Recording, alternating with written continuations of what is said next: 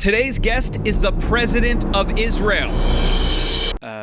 That's it. That's the whole intro. Mr. President, thank you so much for being here today. Thank you very much, Jonah. It's an honor to be in your podcast. The honor is all mine. President Herzog, I would like to note for our listeners and viewers that your family and my family actually have a history together. I look for the rosy cheeks of the Baron family. The Baron family mythological rosy cheeks. It's unbelievable. I've recently bumped into a letter from my late grandfather, Chief Rabbi Herzog, to your great grandfather, in Mr. Schiff, asking for support. And there's even a picture when Mr. Schiff, was it Ephraim Schiff? He came to the Holy Land, to Israel, and he went and they took a picture in the local garden right nearby, not far away from here. And then, of course, the relationship has continued to the current generation where you and my mother have a wonderful relationship. Your mother is awesome. She's a great Jewish leader. Your family, your aunts and uncle. I believe that each generation should take a lead role in doing whatever it can to help the community, the congregation, the Jewish people, the state of Israel. This is our role. Bechol dor vador, we say it. And when we say it in the Haggadah, we say, there are those who come out to annihilate us in each generation. When you think about it philosophically, it may be correct, but you also, in my mind, in every generation, you have to rise up and do things. And that's why I'm very proud of this inter-family, intergenerational connection. You and me both. So, Mr. President, some of my viewers and listeners will not be as familiar with your role and how it functions within the state as many of the constituents, obviously, that you're used to speaking to. So if you would, just to kick us off, how do you see your role as president? And in the role right now, what are your key priorities? In Israel, we adopted the European model, which is quite similar to the English monarchy, meaning a head of state who's non-executive, who's a unifier, who's above politics, who deals with major issues and questions, but not deal with politics per se. In America, the president is the head of state and the head of the executive branch. In Israel, it's different. So my role has a lot of content, huge amount of content, but doesn't deal specifically in the decision-making process of the executive branch. Now, the way I see this role is, of course, something that has to do with the immediate and long-term challenges. And Israel, in the last 3 years, has been at war. And my role and my mission in life is to support and strengthen the nation to get through this enormous crisis in its history, more unified, and especially make whatever efforts I can to unify the Israeli body politic, to unify the nation without demanding unanimity. That's not relevant. That's not possible. We're a debating nation. We're an arguing nation. But I'm trying to lead the nation to obey the basic norms and rules. That's a perfect segue for what I want to begin by jumping into, which is some of the demographic rifts within Israeli society, sort of the key headline that's been hovering over the Israeli people is this divide between the Haredim, who don't want to serve in the IDF, and the more secular population who believes that every able-bodied person, and even otherwise, should be serving in the IDF. This week, the Knesset advanced a Torah study bill to enshrine Torah study into the law, essentially exempting Haredi Jews from serving in the IDF. Very contentious. What's at stake for your country with this conversation? The way you described it is somewhat superficial, and I understand that's the way to kind of boilerplate it, but it's not true. It has to be much more elaborate. First, we are 10 million people in Israel. It's a big country in relative terms. In 1948, we were 600. And I made a very big speech at the IDC in Herzliya earlier the week, saying we've changed and we're ever changing, we're evolutionizing, we're a nation in evolution, and we are multifaceted, multicultural, multi-ethnic, and we have to see that as an advantage. You can either keep on crying, moaning, and yawning, or you can say it's a hell of an advantage. Let's use it for the benefit of our nation. We're incredible people. We have incredible people. We are a nation under huge pressure and challenges. My wife and I have met around 2,000 bereaved families. Every day we go either pay shiva or meet. Today I met an incredible family. They made Aliyah from France, a fantastic family from Jerusalem, and they started in Eilat. So you hear the stories. Now I get to your question. So part of the raison d'etre of our nation as the nation state of the Jewish people, with of course everybody being equal in the country, is there has developed a conflict between what you'd call Jewish and democratic, because we are a Jewish and democratic state.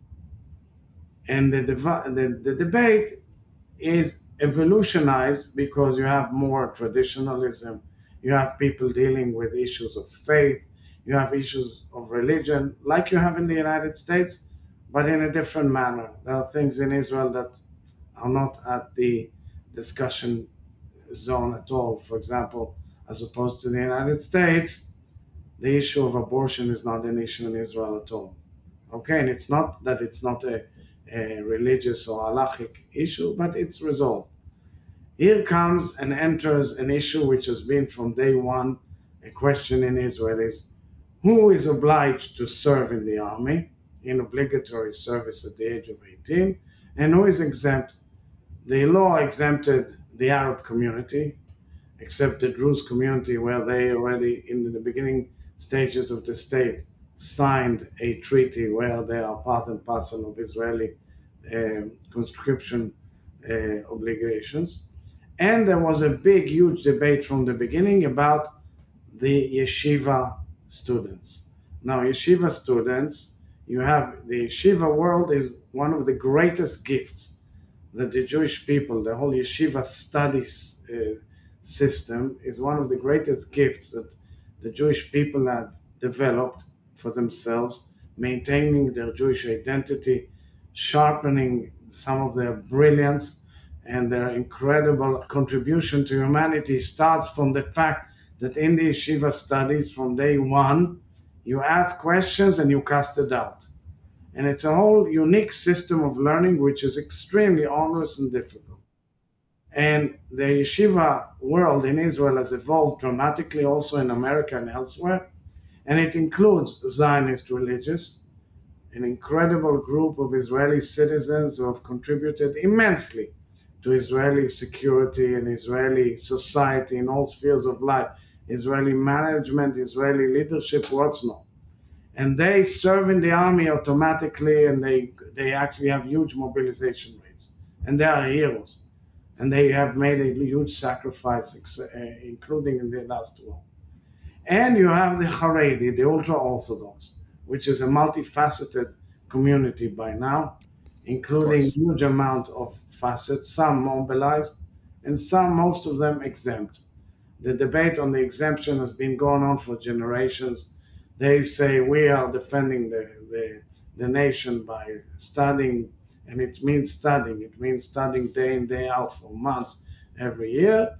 But of course, when people go to serve they risk their lives. Our sons and daughters have gone to serve in a huge challenge again and again and again in reserve duty, in war, and of course sacrificing and being wounded in battle.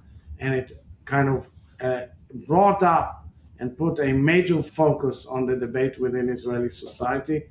And the views have developed into a major conflict, argument, and debate. So the law you mentioned is a first call on a law which says this is a value, otherwise we don't want any future law about the process of mobilization with the Haredi world to be abolished by the Supreme Court. previous legislation has been abolished by the Supreme Court as non-equal. And I've been involved in it for decades. And now everybody is trying to find the right formula, and we are dealing with it in our heated political debate and in the center of the Israeli election process, which will take place, the elections in October. What do you feel is at stake with these upcoming elections for the country? These are going to be quite heated elections. And my role and my aim is to make sure that Israelis participate in these elections, feel free and at ease to express their opinions, go and vote and realize your duty and the right and the incredible right you have to decide where the country goes, and get through the elections with reasonable, arguments and conflicts, but not deteriorating, God forbid, into violence or anything like that. And this is something that may sound to you natural and ordinary, but these are very heated elections after a major watershed in our history, October 7th, and the war that ensued. And I will do whatever I can to preserve these elections and make sure that they are free and fair and equal for all. Why is this particular election so heated? To sort of come back to my question of, what are the stakes? Help me set the stage of what's at stake here. Since the last elections, first 2023 was a very, very conflictual year within Israeli society. The whole debate about the legal reform, which was presented by the government, erupted into a major volcano of a debate within Israeli society, another epitomization of the conflict between Jewish and democratic, the interpretation, and the blurry boundaries between the three arms of government. There's a major debate as to the exact boundaries of the three arms of government. As part of those days of huge debates and protests, I presented my own proposal, which was a compromise which protected and defended the rule of law and also created, in my mind, the correct boundaries between the arms of government. These are issues that have not been resolved from the beginning of our foundation. They ought to be resolved as part of our inherent constitution. And I'm sure this will be one major debate. The other debate, of course, and the most heated one, will have to do with the consequences of October 7th.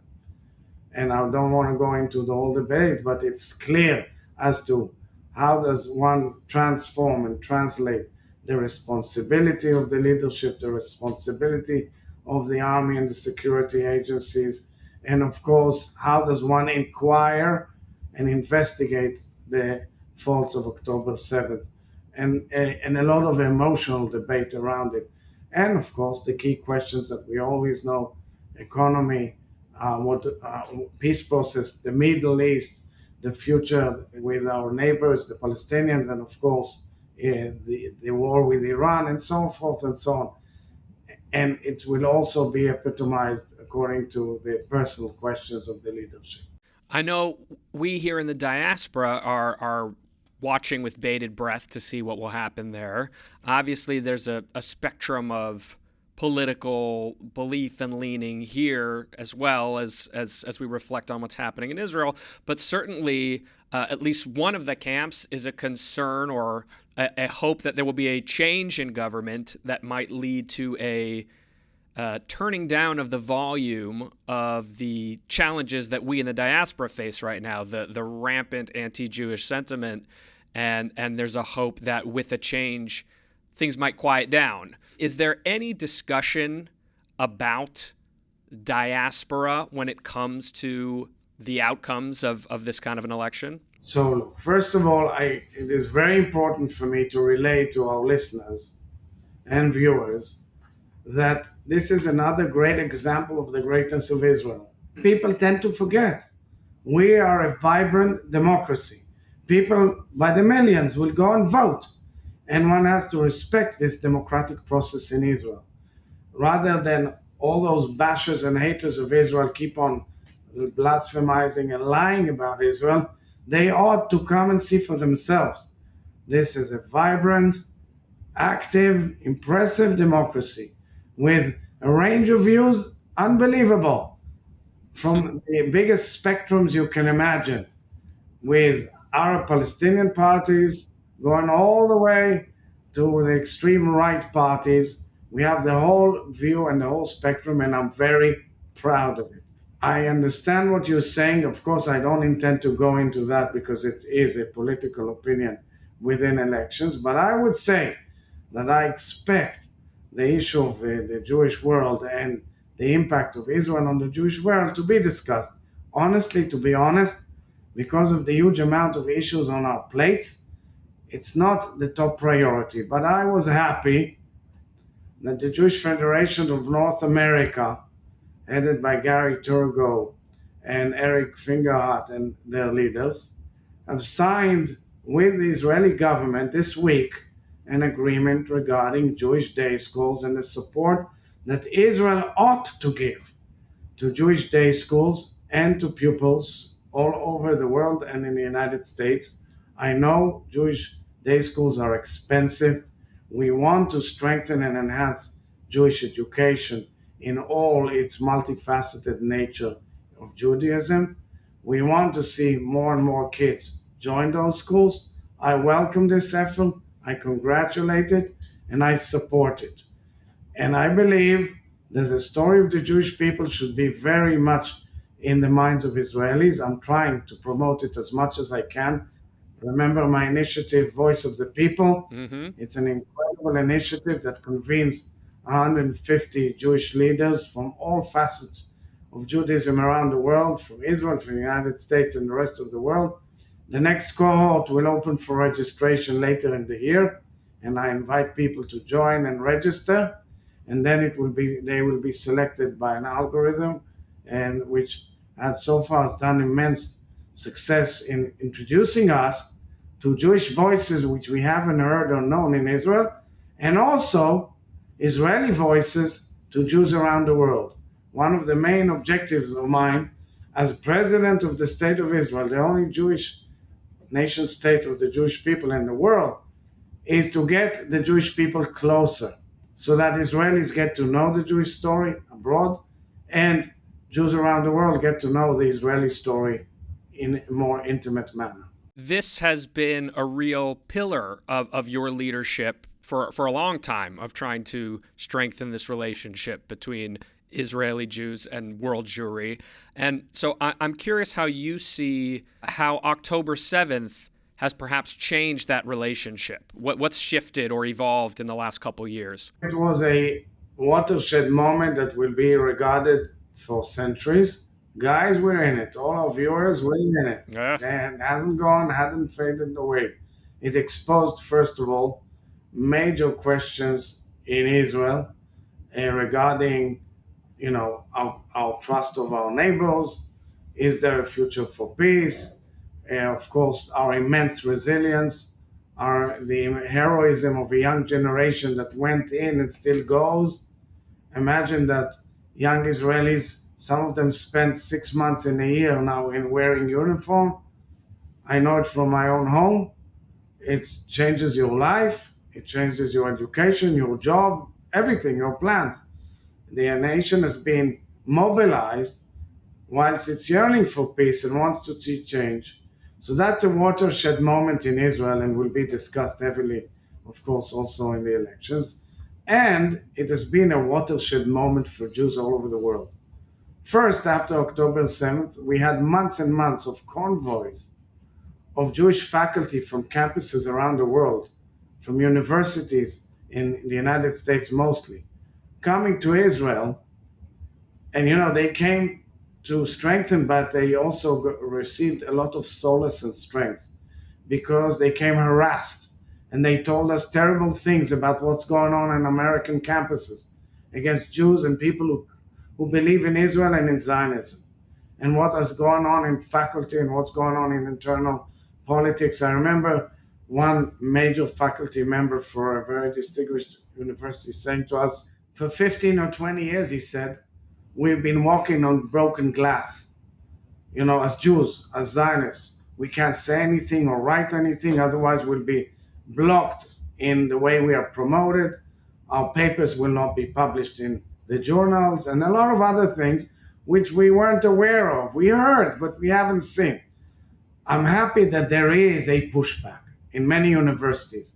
I'm happy that things happen. I met university presidents who came to Israel, and I met them also around the world to discuss it. And there was a pushback in many universities. People got fed up with those encampments and protests and riots, which were full of blasphemy and lies on Israel and the Jewish people. But anti-Semitism has not faded. It has written its ugly head all over the world and also in the United States. We know it. We are worried. We care. We tell everybody, we are here for you. You have our backs. And I think it involves and includes using legal tools, educational tools, community tools, leadership tools. And I say to everybody who came here, I said, fight back. We're in it together. We're absolutely in it together. So this brings me to my next question, which is, what do you think is the right balance? I mean, you've talked about how Israel is both democratic and Jewish. How do you strike the balance between being an Israel that prioritizes its Israeli citizens as a country, a regular country should and would, and the fact that it is also the homeland of a Jewish people who are spread all over the globe? How do you strike that balance? Wonderful question, because it has been there from day one. David Ben-Gurion sent a letter to 70 Jewish thinkers and leaders around the world and in Israel in those days, in the early 50s, saying, how would you define the nature of who's a Jew and the dilemma between Jewish and democratic? He got beautiful answers. Now we're all on the web. We're all connected. We have institutions. We discuss them at length, and I'm very respectful of all these Jewish organizations that I keep on meeting and having incredible discussions with. It will always be the question.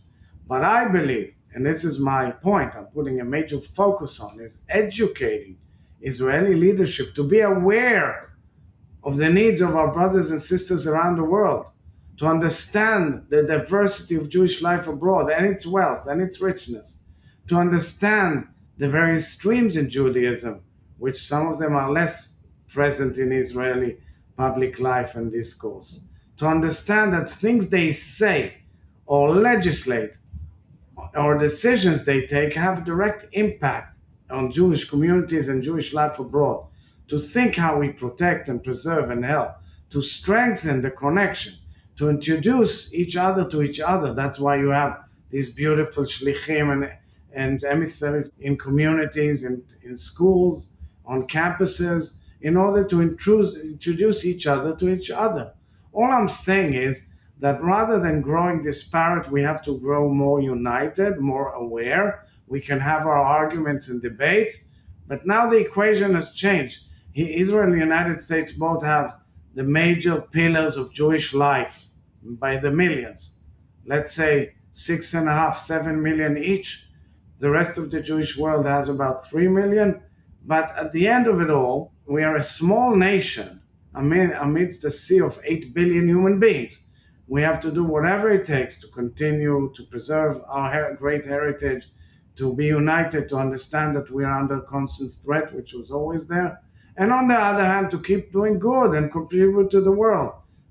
Jews and Israelis are doing great in contributing so much to the world. I'm so proud of it, but we are under attack all the time, and we have to raise our heads and voices and tell our real story. Amen. Speaking of being under attack, as we've sort of been touching on throughout the conversation, Israel has been involved in war for the last several years. I want to talk about two of those fronts, the first being Lebanon. These things are very touch and go and happening very much in real time. How real do you see the current opportunity for a sort of lasting peace being? So I'll say that the recent MOU, which was signed in the State Department in Washington last Friday, under the auspices of Secretary of State Marco Rubio, between Israel and Lebanon, is a major breakthrough for peace. Well, I'm not naive, okay? There is a major element there blocking it all, namely Hezbollah, a proxy of Iran, fed up to its neck with armaments and ammunition and funding, a major enemy of Israel, one of the biggest armies in the world, which has been hit very hard by our brave soldiers, including its leadership. Iran, in its agreement with the United States, have kind of tried to bring itself into the Lebanese situation and having like a veto power. The new MOU, the way I see it, neutralizes it and removes Iran out of the equation. And the negotiations are quite impressive between Israel and Lebanon because both nations seek peace with each other. We don't have territorial conflicts. We demand security and safety, and not that every terrorist organization can violate the border by sending missiles on our citizens and on our north. Hezbollah violated the Security Council resolution, which lasted 18 years, on October 8th, and thereafter the ceasefire agreement, which was carved in 2024. So we are not willing to accept it. Right now, we have a security zone under our control in southern Lebanon. I believe that the international community should support the Lebanese economy and stability and support Israel's safety. And this is being discussed at length between the parties concerned. So I'm giving it a chance, whilst understanding that for that you need to remove Hezbollah or, of course, disarm it, get it out of the front line, and make sure that there is a solution to remove them out so that our citizens are safe and Lebanon can thrive. How likely do you think that is in reality that Hezbollah can actually be removed, that it will be politically popular enough within Lebanon to really go after that goal? Or is this just going to be sort of a stopgap and we're back at it? The Lebanese leadership is showing courage, and I commend them for it. We don't have a war against any part of Lebanese society. We don't have a war against the Shiites, the Christians, the Muslims of all facets, and the Druze. We respect all of them. We have a war with Hezbollah because that's a terrorist organization which literally hijacked the country. And now the political echelon in Lebanon is showing the major desire to move forward with the support of the United States and the international community. And we are willing to do that. And that has to be part of the grand deal of exiting from the war. It's obvious to me. And they cannot blackmail us from Lebanon or anywhere else. It has to do with Iran as well, naturally. And the same goes for Gaza, by the way. Because in Gaza, we control 60% of the Gaza Strip. There is a UN Security Council resolution, which was almost unanimously passed, adopting a 20-point plan of President Trump and the Board of Peace, establishing the Board of Peace, calling for the disarming of Hamas, and that's the next phase, and bringing in a technocrat government to Gaza, meaning bringing hope to millions of people in Gaza. And we are willing to withdraw once this moves on. That's part of the 20-point plan. But right now, Hamas is refusing to disarm. So we know two major proxies of Iran are refusing to disarm. And that will have to lead to brinkmanship, and we will have to get to a moment where the international community, the United States, supports Israel and supports these agreements. They brought them forward. And I'm sure they want to do it, and I hope it will be there. I thank President Trump and his administration for being so proactive in getting to these agreements. Now we have to implement them. So now let's bring it back to Iran, to that front. Exactly, the head of the snake, the source of it all. And that is the big issue, because Iran has been the source of evil in our region and around the world for decades. I call them an empire of evil because they're using proxies, they're taking their people's money, and they spend billions and billions of dollars, taking it from their people's money and income and spending it on hate, war, terror cells all over the world, murder, havoc, killing Americans, calling America the big Satan, Israel the little Satan, using a major missile program and rushing to the atomic bomb. This cannot be accepted. It's a major danger to the world. And we here in Israel, where I'm sitting here, we are the buffer, we are the wall, we are the protection of the West, of the free world, Europe. And the world has to understand it. They don't usually understand it. Today, this morning, I had a very moving moment in my life. I went and knocked on the door of the American ambassador in the American embassy in Jerusalem to congratulate the American people, President Trump, and the Congress on the celebration on marking 250 years to American independence. I went as the President of Israel, the head of state of Israel. I brought in a special letter to President Trump thanking the American people for this wonderful alliance, blessing them on their anniversary, and of course, congratulating them on their huge contribution of the United States of America to the free world and its values. And one of the issues then, I sat down with Ambassador Huckabee, who's a dear friend and a wonderful person. And I thanked him, and we discussed at length this geostrategic development in our region with Iran as the head of the snake, as we call it, and its proxies, because Ambassador Huckabee is heavily involved in the negotiations with Lebanon. And we discussed the fact, as I wrote in my letter, that the United States and Israel drink from the same fountains of the Bible.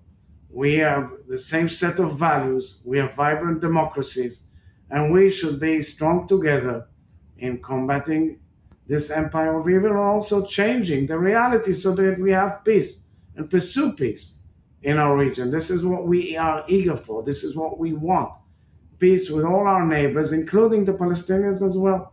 In this pursuit of peace, which has taken the shape of war on Israel and the U.S. against Iran, how successful has that been? You know, where has the needle moved, if at all, today from where it was 6 months ago? So first, we have to remember, October 7th was a major shock to us and a wake-up call. And our nation regrouped and woke up as a lion. Really, in biblical terms, at times I think of it because I see the bravery of the people and how much they're willing to go together and fight and defend our nation. And we've changed reality in the Middle East. And I think now it's an opportunity and it's the right moment to try to reach amicable agreements and carve out peace in the Middle East. It's not far away. We've created a NATO-like structure in the Middle East, which is really impressive with allies and friends and neighbors. Some above board, some less above board. We can change the whole relations between Jew and Muslim. I'm dreaming of the day we will have agreement between Mecca and Jerusalem, Riyadh and Israel. We can connect the whole world to the Far East through our region. We can change reality. It takes time. We're in it right now. We're in the war. It has ups and downs. Believe me, there's some extremely challenging and difficult moments. But it's human made. It can be resolved. It requires courage, boldness, and also to stand up to the Iranians and tell them, get out, go build your nation and stop bothering us. And hopefully their nation will wake up and bring change for themselves. Do you feel that Israel has accomplished what it's wanted to accomplish on the Iranian front, or was able to get to what it wanted to before this ceasefire was arranged sort of without Israel's input between the U.S. and Iran? The issue is now that it takes time to translate it into full-fledged results. There are results on the ground in the military sense. There are other results. There are disputes and arguments. We've raised our concerns regarding the Iranian nuclear program and, of course, the funneling of funds to Iran and where it will go to. It's all known. It's no secret. But we're in the process, and we have now to get to the touchdown, as you would say. So you are now more than halfway through your 7-year term as the president. I want to just to sort of bring us to a close, take a look at the past, the present, and the future. How would you grade yourself on your job so far, looking back over these first 5 years of the job? I'm not grading myself. This is, something I'm not used to do. I don't like talking about myself so much, but I'll tell you, I really don't think there has been any term equivalent in office for an Israeli president in this term because of the enormous challenges, a major rift in our democracy, a major war, which we haven't seen since our War of Independence in its magnitude, from 7 frontiers, enormous threats, people in shelters, resilience, bravery, heroism, sustainability, incredible economy, which has moved forward, incredible innovation, wonderful people, and major dilemmas. Major. It's like by the hour. Yeah. We, of course, have a major political dispute in our society. We're going to major political decisions. It's all on the plate. But I'm humbled. I see it as my meaning, as the book of, the great book of Viktor Frankl, Man's Search for Meaning. Mm-hmm. This is my meaning. This is my being, serving my nation, leading it through this turbulence so that we can get to our 80th anniversary of the State of Israel more relaxed, more united, and safer. So now let's jump to that 80th anniversary, which is, 2028 when your term will finish.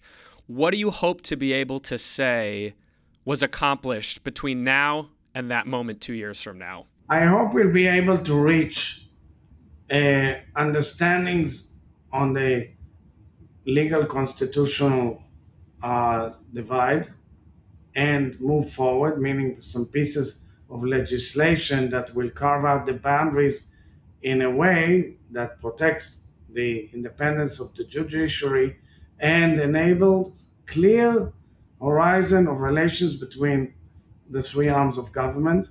And it ought to lead to a compromise, which I've proposed already. I hope we'll be safer, stronger. We'll have ceasefires around and agreements around our boundaries so that our nation can go back on track with less mobilization. I hope we'll see more elements in our society taking roles, assuming responsibility in many facets. I hope we'll be able to dig deep into the question of what happened on October 7th and have a national catharsis. All these things are very important to us emotionally and mentally. I hope that all our wounded and agonized and pained people, and there are many, receive some solace and comfort. This is what I'm looking for. That's a lot of work to do in the next 2 years. So how do you find the energy? What inspires and motivates you to keep doing this work day after day after day? Look, I have an inner engine that drives me forward.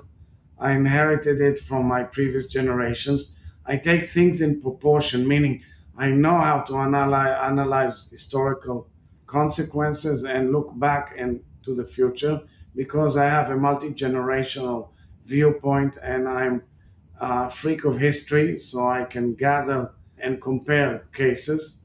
And I always think about it.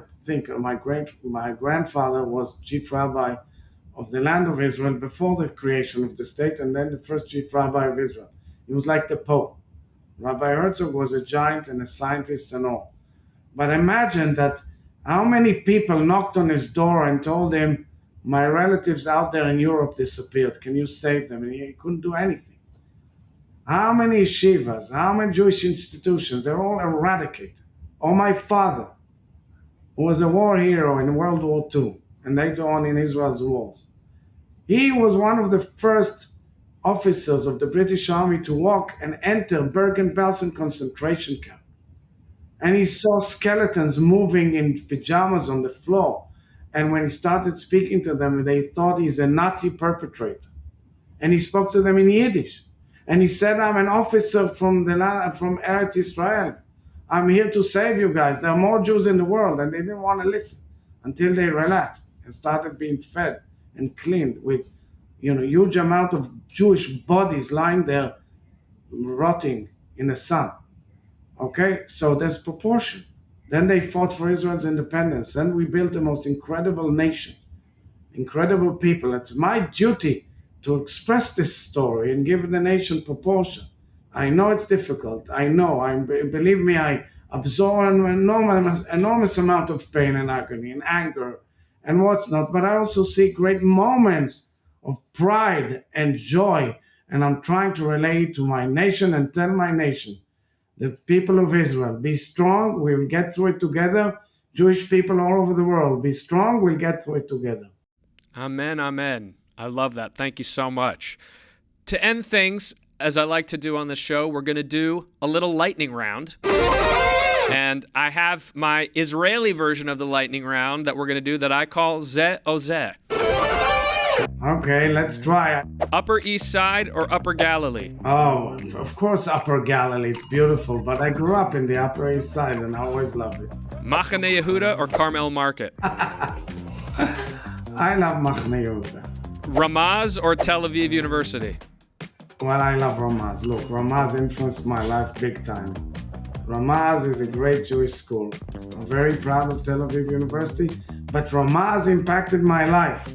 Gold Star or Guinness? Guinness, of course. I come from Irish roots. It doesn't really matter. There's nothing you can do about it. Sabich or shakshuka? I cook shakshuka. I make delicious shakshuka. And even recently, the president of Switzerland met me in Davos and said, I want to come again because you have incredible shakshuka for breakfast. Wow. Chocolate milk in a carton or a bag? That's old stuff, man. How do you get that from? Well, I used to have it in the plastic bag in Israel as a child. Bamba or Beasley? Bamba by far. Wow. And I give you a secret. When I drive all around the country, I'm running all around the country, and I get hungry on the way. I take a little package of Bamba, and it saves me. It saves my life. What an endorsement. Kibbutz or kibbutz? No, we don't kibbutz. We love kibbutz, and the kibbutzim are one of the greatest gifts of our movement to humanity, because it's the greatest and perhaps the only success of socialism in the original ideological sense in the world. And the kibbutzim have been amazing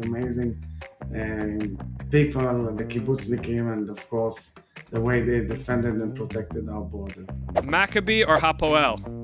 So I'm a Poel fan, Hapoel Tel Aviv. Yesterday I inaugurated the Maccabi games, the Maccabiya, with 5,000 athletes, Jewish athletes from all over the world. It was fantastic. But in terms of sports in Israel, I'm a big fan of Hapoel Tel Aviv. Nice. Kissinger or Kushner?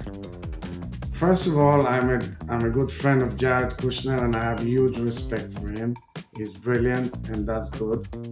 I'm reading now a book of Henry Kissinger, which it was a huge honor and pleasure for me to know. And I even called him to congratulate him on his 99th birthday. Wow. And wrote him a letter on his 100th, and he sent me a beautiful letter back. I'm reading his book about 6 figures that impacted the world that he knew. And it's a brilliant book, and I'm gaining a lot of insight. And for me, he was a great teacher. Arak or Iraq? I don't drink arak. People like it. As you know, it's something special. And it's made of anais. But Iraq, the Iraqi Jewish story is so incredible. We don't speak about it. 2 weeks ago, I convened a gathering to mark 85 years to the Farhud. The Farhud were pogroms against Jews in Iraq. Pogroms we don't speak about. We had survivors from the pogroms, 97-year-old, 100 years old, 92-year-old, people who were kids in the Farhud. They all made Aliyah. The Iraqi Jewish story is the Babylonian Jewish story. It's an amazing story because we had the Babylonian Talmud. Fauda or Stiesel? I don't have time for these series. Good answer. Many leaders who I speak to, and I speak to many, many world leaders, are freaks of fun. Pope Leo or Leonardo DiCaprio? So I met with Pope Leo. I was really impressed, and I feel very warm relations with him. We had an in-depth discussion on faith and belief, on the beautiful Christian communities in our country and how important they are to us. And I also called him recently. We discussed for Easter some very interesting topics. Pope Leo is a great pope. I gotta ask the last one. Challah, rip or slice? First of all, I love challah. I love challah. And by the way, now there's a huge amount of diversity in the challah world. And they're tasty and delicious. I take them any way they come, so long as they're like fresh challah. Amazing. President Herzog, thank you so much for being so generous with your time. We appreciate you so much, and thank you for sharing your message. Thank you, Jonah. Your very beautiful name. Jonah is a beautiful name, and it's one of the greatest stories in our Bible. And so you're delivering a great story to the Jewish people. Thank you. Toda rabah. Shalom, shalom. Shalom. A massive toda rabah to President Isaac Herzog for taking time out of his busy schedule as, the president, to share his mind with us all today. I'm deeply grateful to him and his team for making this happen. Folks, it takes a ton of work around the clock by me and my amazing team to bring you a premium show with premium guests like this every single week. If you'd like to be part of helping bring these important conversations out into the world, please consider making a tax-deductible donation or even sponsoring an episode. Every dollar goes into the show, and we really, really could use the support. So if you're feeling menschy, please head to beingjewishpodcast.com/donate or beingjewishpodcast.com/sponsor and become my new favorite person. All right, I'll see y'all right back here for the next presidential episode of Being Jewish with me, Jonah Platt.